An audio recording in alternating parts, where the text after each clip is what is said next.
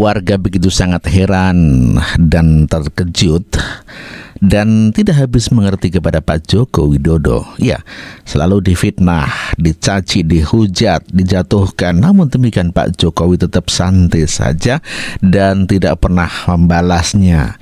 Apalagi kan lawan pun tidak pernah, dan tidak pernah membentak lawan. Warga begitu sangat takjub dengan akhlaknya Pak Joko Widodo. Dan inilah diantaranya warga-warga yang begitu sangat heran dengan sikap dan akhlaknya Pak Joko Widodo. Pernah nggak kalian dengar Bapak Jokowi menghina rakyatnya?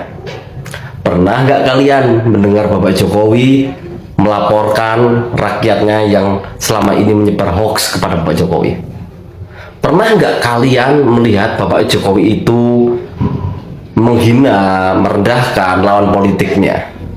Pernah nggak kalian mendengar Bapak Jokowi membenturkan rakyatnya untuk kepentingan politiknya? Pernah nggak kalian mendengar Bapak Jokowi membela para koruptor? Bapak Jokowi itu hanya sibuk bekerja untuk rakyat di 10 tahun ini. Bapak Jokowi itu nggak mementingkan hal-hal yang receh-receh. Bapak Jokowi itu hanya membalas dengan senyuman. Udah cukup. Jadi alasan apa kepada kalian seorang para pembenci Jokowi, kalian memfitnah seorang Jokowi, lalu kalian menggiring opini yang buruk untuk membunuh karakter Jokowi? Untuk apa? Ya, yang pasti kalian digerakkan dalam kepentingan politik, bukan berkepentingan untuk rakyat. Walaupun fitnah demi fitnah itu tidak pernah putus, tapi beliau tetap bekerja, sungguh-sungguh bekerja. Dulu 2014 beliau kalah di NTB. Bahkan kekalahan di NTB itu termasuk kekalahan yang paling besar. Tapi ketika beliau memimpin, tidak ada kekesalan apalagi kemarahan.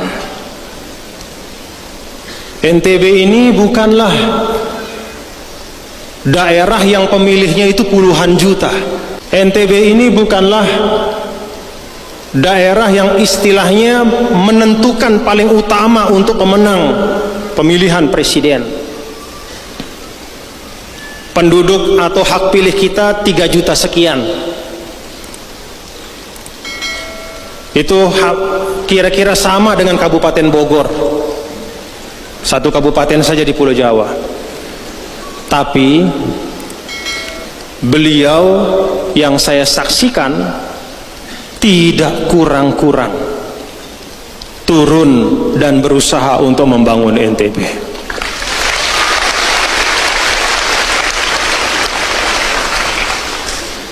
Kalau bicara tentang mau menang, fokus saja di Pulau Jawa. Pulau Jawa itu lebih dari 50% penduduk atau hak pilih di Pulau Jawa. Tapi tidak. Bahkan di daerah yang beliau kalah, tidak mendukung beliau, beliau tetap sungguh-sungguh memberikan perhatian untuk memajukan NTB. Gila, tidak ada henti-hentinya serangan ke beliau ya, luar biasa. Ya, setelah anak, menantu, istri, yang terakhir Ibu Riana dengan cerita Ibu Lurahnya, sekarang finalis korupsi terbesar di dunia kata OCCRP.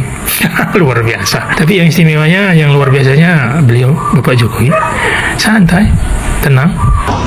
Koni Bakri sempat menyebut nama Ibu Iriana Jokowi untuk jangan tenang-tenang saja, itu responnya gimana Pak? Biasa aja lah. Artinya biasa mendapatkan tuduhan hujatan seperti itu? Biasa kan, kita nih sejak menjabat kan yang namanya dibilang PKI, dibilang anaknya Gerwani, dibilang anti asing, dibilang anti asing, dibilang ijazahnya palsu, komplit, udah nggak tahu yang kurang apa. Yang kurang tolong dikompletin aja. Budaya alam apa lagi? Artinya itu tuduhan saja begitu. Ya sekarang kan banyak sekali fitnah, banyak sekali framing jahat, banyak sekali tuduhan-tuduhan tanpa ada bukti. Itu yang terjadi sekarang kan. Jadi menurut Bapak itu muatan politik? Ya ditanyakan aja. Tanyakan aja, orang bisa memakai kendaraan apapun lah. Bisa pakai NGO, bisa pakai partai, bisa pakai ormas untuk menuduh, untuk membuat framing jahat, membuat tuduhan jahat-jahat seperti itu. Ya. Presiden ke-7 Republik Indonesia. Saya ingin membahas framing jahat yang secara masif dilakukan oleh lawan-lawan politiknya Pak Jokowi ya. Yang kemudian yang baru saja kemarin itu menggunakan NGO luar negeri ya. NGO bernama OCCRP ya, yang berasal dari Belanda itu. Di mana itu adalah sebuah organisasi jurnalisme investigasi katanya terbesar katanya gitu ya. Nah dia melakukan inilah survei dan lain-lain dengan hasil seperti itu katanya Pak Jokowi terkorup nomor 3 ya. Sebelum saya masuk saya mau membahas begini. Sebelumnya saya minta maaf sama teman-teman NGO dan LSM biar masyarakat paham nih. Jadi gini, waktu dulu saya pernah bekerja di NGO, salah satu NGO, saya nggak mau sebut namanya. Kemudian pada saat itu ada persoalan pengusaha-pengusaha air minum dalam kemasan ya, Danone, Unilever dan lain-lain yang besar-besar itu market share-nya tergerus karena adanya pengusaha-pengusaha UMKM kecil yaitu air minum isi ulang. Nah, kemudian mereka melakukan upaya untuk merebut market share-nya lagi. Dengan cara apa? Dengan cara ya melakukan yang namanya sosialisasi kepada masyarakat bahwa air yang benar itu, yang sehat itu seperti apa. Nah, air yang nggak benar itu yang air isi ulang yang UMKM melakukan gitu loh. Nah, dia menggunakan apa? Menggunakan NGO saya waktu itu, ya kan? Gelontorlah duit, kami adakanlah, kami bekerja dengan salah satu NGO luar negeri untuk melakukan sosialisasi. Kami undang namanya Deperindak, ya orang-orang IPB, ITB, ahli-ahli air dan lain-lain, berdiskusi dengan konklusi ya bahwa ternyata air minum isi ulang adalah air minum yang harus diwaspadai karena ada penyakit dan lain-lain gitu ya. Emang itu tujuannya kan mereka menggunakan kita. Nah, artinya apa pesan moralnya? Bahwa NGO itu memang bisa dipesan, pesanan gitu loh. Siapa yang mau mesan bisa melakukan NGO. Ini sama kayak OCCRP.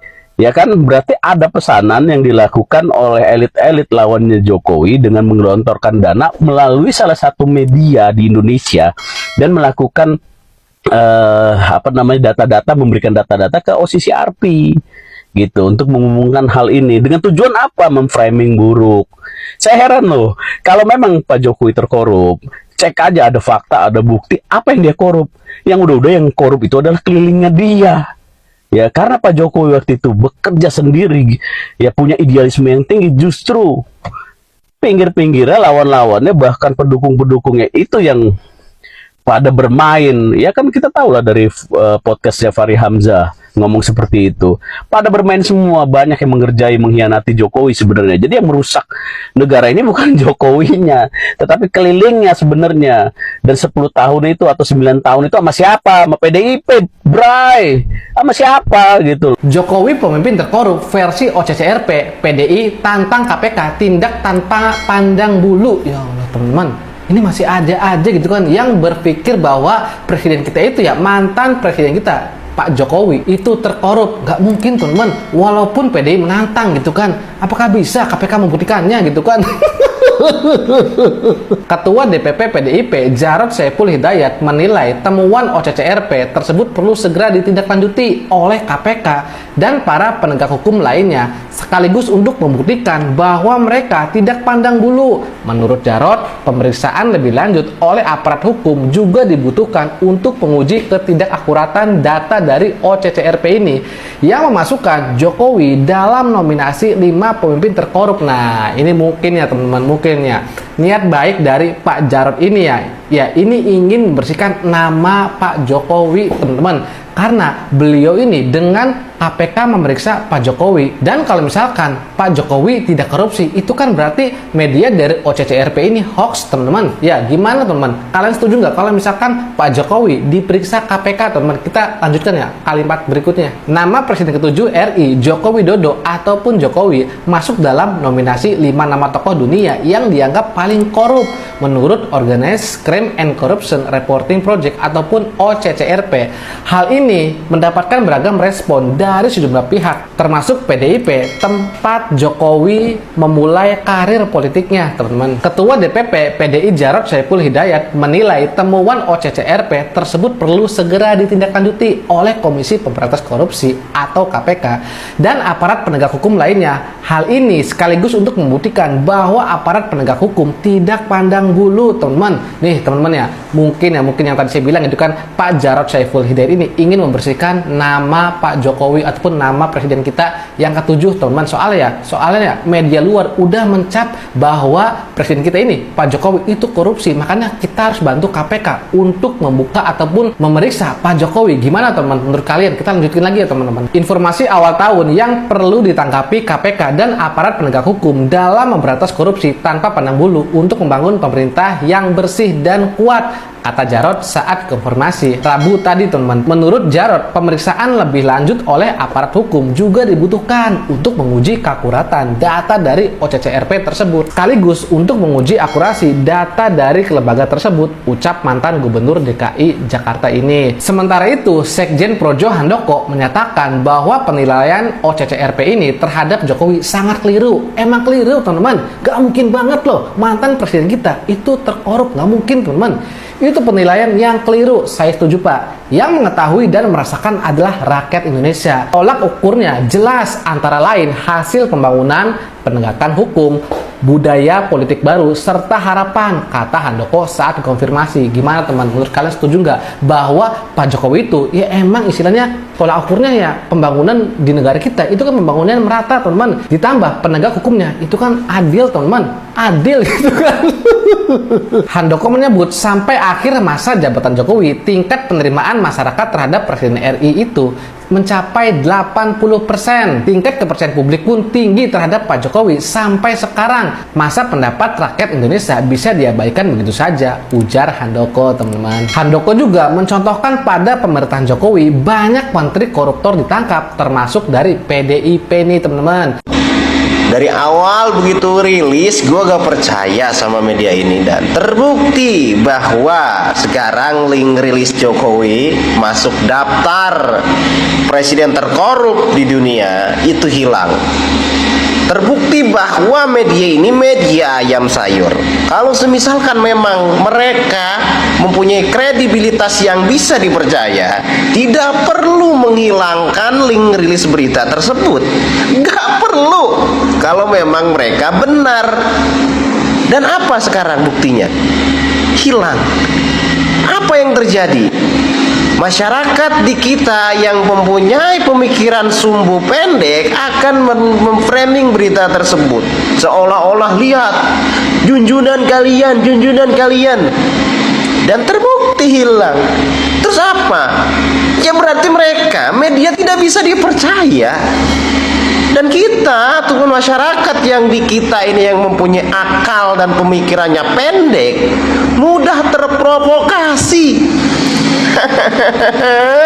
Kasihan bener, dibodoh-bodohin sama berita. Assalamualaikum, selamat siang semuanya. Saya tertarik dengan beredarnya video tentang Ibu Iriana setelah muncul tweet dari si Tifu ini ya, yang menyebutkan terong Bu Lurah. Saya tertarik, kemudian muncul video ini video lama. Kebetulan saya dapat ini videonya ya, video lama seorang perempuan yang wajahnya sebenarnya nggak mirip dengan Ibu Iriana ya, tapi mereka edit wajahnya menjadi wajah Bu Iriana.